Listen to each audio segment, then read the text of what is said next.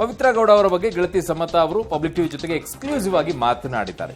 ಪವಿತ್ರ ಕೆಲವೊಂದಿಷ್ಟು ಸಂದೇಶ ಕಮೆಂಟ್ ಬಗ್ಗೆ ಬೇಸರವನ್ನ ಮಾಡ್ಕೊಂಡಿದ್ರು. ಯಾವುದೋ ಅದೇ ರೇಣುಕಾಸ್ವಾಮಿ ವಿಚಾರದಲ್ಲಿ ಸೈಬರ್ ಪೊಲೀಸರಿಗೆ ದೂರು ಕೊಡೋಕ್ಕೂ ಕೂಡ ನಿರ್ಧಾರವನ್ನ ಮಾಡಿದ್ವಿ, ಬಟ್ ಕಾರಣಾಂತರಗಳಿಂದ ದೂರು ಕೊಡೋಕ್ ಆಗ್ಲಿಲ್ಲ ಅಂತ ಅವ್ರು ಹೇಳ್ತಾ ಇದ್ದಾರೆ. ಅಂದ್ರೆ ಅಲ್ಲಿ ಇಲ್ಲಿ ಎಲ್ಲ ಸುದ್ದಿಗಳು ಆಚೆ ಬಂದ್ಬಿಡುತ್ತೆ, ಇದು ಸಮಸ್ಯೆ ಆಗುತ್ತೆ ಅಂತ ಹೇಳ್ಬಿಟ್ಟು ದೂರು ಕೊಡೋದು ಬೇಡ ಅಂತ ನಿರ್ಧಾರ ಮಾಡಿದ್ವಿ ಅಂತ ಪವಿತ್ರ ಗೌಡ ಬಗ್ಗೆ ಗೆಳತಿ ಸಮತಾ ಎಕ್ಸ್ಕ್ಲೂಸಿವ್ ಆಗಿ ಪಬ್ಲಿಕ್ ಟಿವಿ ಜೊತೆಗೆ ಮಾತನಾಡಿದ್ದಾರೆ. ಏನ್ ಹೇಳಿದ್ದಾರೆ ನೋಡಿ. ರೇಣುಕಾಸ್ವಾಮಿ ಕೊಲೆ ಪ್ರಕರಣದಲ್ಲಿ ಪ್ರಮುಖ ಆರೋಪಿಯಾಗಿರುವಂತಹ ಪವಿತ್ರ ಗೌಡ ಅವರು ಪರಪ್ಪನಗರ ಜೈಲಿಗೆ ಹೋಗಿದ್ರು. ನಂತರದಲ್ಲಿ ಈಗ ಬಿಡುಗಡೆ ಕೂಡ ಆಗಿರುವಂಥದ್ದು. ಆದರೆ ಪವಿತ್ರ ಗೌಡಗೆ ತೀರಾ ಆಪ್ತೆ ಅನ್ಸ್ಕೊಂಡಿರುವಂಥ ಸಮತಾ ಈಗ ನಮ್ಮ ಜೊತೆ ಇದ್ದಾರೆ. ಈ ಸಂಬಂಧಪಟ್ಟಾಗಿ ಅವ್ರನ್ನೂ ಕೂಡ ಮಾತಾಡ್ಸೋಣ. ಮೇಡಮ್, ಈಗ ರೇಣುಕಾಸ್ವಾಮಿ ಕೊಲೆ ಪ್ರಕರಣದಲ್ಲಿ ನಿಮಗೆ ಗೊತ್ತಿರೋಂಗೆ 17 ಜನ ಅರೆಸ್ಟ್ ಆದರು. ನಂತರದಲ್ಲಿ ಪವಿತ್ರ ಗೌಡ ಕೂಡ A1 ಆರೋಪಿಯಾಗಿರುವಂಥದ್ದು. ಈಗ ಬಿಡುಗಡೆ ಕೂಡ ಆಗಿದ್ದಾರೆ. ನೀವಿಬ್ಬರು ತುಂಬ ಕ್ಲೋಸ್ ಅನ್ನೋದು ಆವಾಗಿದ್ದಂಥ ಮಾಹಿತಿ. ಮೊದಲಿಗೆ ಪವಿತ್ರ ಗೌಡ ನಿಮ್ಮ ಫ್ರೆಂಡ್ಶಿಪ್ ಯಾವತ್ತಿಂದ ಮೇಡಮ್? ಈಗ ಮತ್ತು ಈ ಕೊಲೆ ಪ್ರಕರಣ ಸಂಬಂಧಪಟ್ಟಾಗಿ ನಿಮ್ಗೆ ಏನಾದರೂ ಮುಂಚೆನೇ ಹೇಳ್ಕೊಂಡಿದ್ರ ಹೇಗೆ? ಇಲ್ಲ ಸರ್, ಈ ಪ್ರಕರಣದ ಬಗ್ಗೆ ಏನೂ ಹೇಳ್ಕೊಂಡಿಲ್ಲ ಅವರು.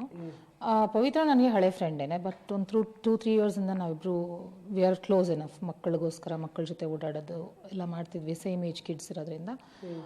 ಅಷ್ಟು ಬಿಟ್ಟ ಈ ಇನ್ಸಿಡೆಂಟ್ ಬಗ್ಗೆ ಯಾವತ್ತೂ ಏನೂ ಡಿಸ್ಕಷನ್ ಆಗಿಲ್ಲ ಸರ್. ಇನ್ಫ್ಯಾಕ್ಟ್ ಮುಂಚೆ ದಿನ ಒಟ್ಟಿಗೆ ಇದ್ವಿ, 2-3 ಡೇಸ್ ಮುಂಚೆನೂ ಒಟ್ಟಿಗೆ ಇದ್ವಿ. ಸೊ ಅಂಥ ವಿಷಯ ಏನೂ ಬಂದಿಲ್ಲ. ಪೊಲೀಸರ ತನಿಖೆ ವೇಳೆಯಲ್ಲಿ ನಮಗೆ ಸಿಕ್ಕಂಥ ಮಾಹಿತಿ ಪ್ರಕಾರ ಪವಿತ್ರ ಗೌಡ ಸಮತಾ ಹತ್ರ ಆತ ಕಿರುಕುಳ ಕೊಡ್ತಾ ಇದ್ದಂತು, ಮೆಸೇಜ್ ಮಾಡ್ತಾ ಇರುವಂಥದ್ದು, ಈ ವಿಚಾರವಾಗಿ ಸಮತಾ ಹತ್ರ ಹೇಳ್ಕೊಂಡಿದ್ರು ಅನ್ನೋ ಮಾಹಿತಿ ಇರುವಂಥದ್ದು. ಇಲ್ಲ ಸರ್, 100% ಇಲ್ಲ. ಕೆಲವೊಂದು ಮೆಸೇಜಸ್ ಬಗ್ಗೆ ಬೇಜಾರು ಮಾಡ್ಕೊಂಡಿರೋದಿದೆ. ಅದು ಸಾಕಷ್ಟು ಕಮೆಂಟ್ಸ್ ಬರೋದು, ನೆಗೆಟಿವ್ ಕಮೆಂಟ್ಸು, ಪರ್ಸ್ನಲ್ ಮೆಸೇಜಸ್ ಬರೋದು, ಅದ್ರ ಬಗ್ಗೆ ಎಲ್ಲ ಸಾಕಷ್ಟು ಸತಿ ಬೇಜಾರು ಮಾಡ್ಕೊಂಡಿದ್ದಾರೆ. ನಾವು ಒಂದ್ಸತಿ ಸೈಬರ್ ಕ್ರೈಮಲ್ಲಿ ಒಬ್ಬರು ಇನ್ಸ್ಪೆಕ್ಟರ್ಗೂ ರೀಚ್ ಆಗಿದ್ವಿ ಕಂಪ್ಲೇಂಟ್ ಕೊಡೋಣ ಅಂತ. ಏನೋ ಒಂದು ಕಾರಣಾಂತರದಿಂದ ಹೋಗೋಕ್ಕಾಗಲಿಲ್ಲ. ಅಷ್ಟೊತ್ತಿಗೆ ಈ ಥರ ಇನ್ಸಿಡೆಂಟ್ ಆಗೋಯ್ತು ಸರ್. ಯಾವಾಗ ನೀವು ಸೈಬರ್ ಕ್ರೈಮ್ಗೆ ಹೋಗಬೇಕು ಅಂತ ಅನ್ಕೊಂಡಿದ್ದು ಆ ಟೈಮಲ್ಲಿ? ಅಂದರೆ ಜೂನ್?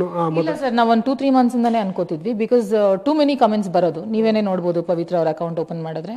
ಆಮೇಲೆ ಪರ್ಸ್ನಲಿ ತುಂಬ ಮೆಸೇಜಸ್ ಬರೋದು, ತುಂಬ ಕೆಟ್ಟದಾಗಿ, ತುಂಬ ವಿಕೃತವಾಗಿ ಕಳಿಸೋರು. ನಾನು ಅವಳಿಗೆ ಯಾವಾಗಲೂ ಹೇಳ್ತಿದ್ದು ಒಂದೇ, ಸಾಕಷ್ಟು ವಿಕೃತ ಮನಸ್ಥಿತಿಯವರು ಇದ್ದಾರೆ, ಅದು ಅವ್ರ ಆ್ಯಟಿಟ್ಯೂಡು, ಅವ್ರ ಪರ್ಸ್ನಾಲಿಟಿ ತೋರಿಸುತ್ತೆ, ಬೇಜಾರು ಮಾಡ್ಕೋಬೇಡ ಅಂತ ಹೇಳಿ ಧೈರ್ಯ ತುಂಬ್ತಿದ್ದೆ. ಅವರು ಹಾಗೇ ಇದ್ದರು. ಬಟ್ ಈ ಇನ್ಸಿಡೆಂಟ್ ಏನಕ್ಕಾಯಿತು ಅಂತ ಇವತ್ತಿಗೂ ಇದ್ದು ಪ್ರಶ್ನೆ ಆಗಿದೆ. ಈಗ ಪದೇ ಪದೇ ರೇಣುಕಾಸ್ವಾಮಿ ಮೆಸೇಜ್ ಮಾಡ್ತಿದ್ರು, ಈ ವಿಚಾರವನ್ನು ನಿಮ್ಮ ಹತ್ರ ಹೇಳ್ಕೊಂಡಿದ್ರು, ದರ್ಶನ್ ಹತ್ರ ಹೇಳ್ಕೊಂಡಿದ್ರು. ಆ ಸಂದರ್ಭ ಸರ್ ಪರ್ಟಿಕ್ಯುಲರ್ಲಿ ಈ ವ್ಯಕ್ತಿ ಬಗ್ಗೆ ಯಾವತ್ತೂ ಹೇಳಿಲ್ಲ ಸರ್.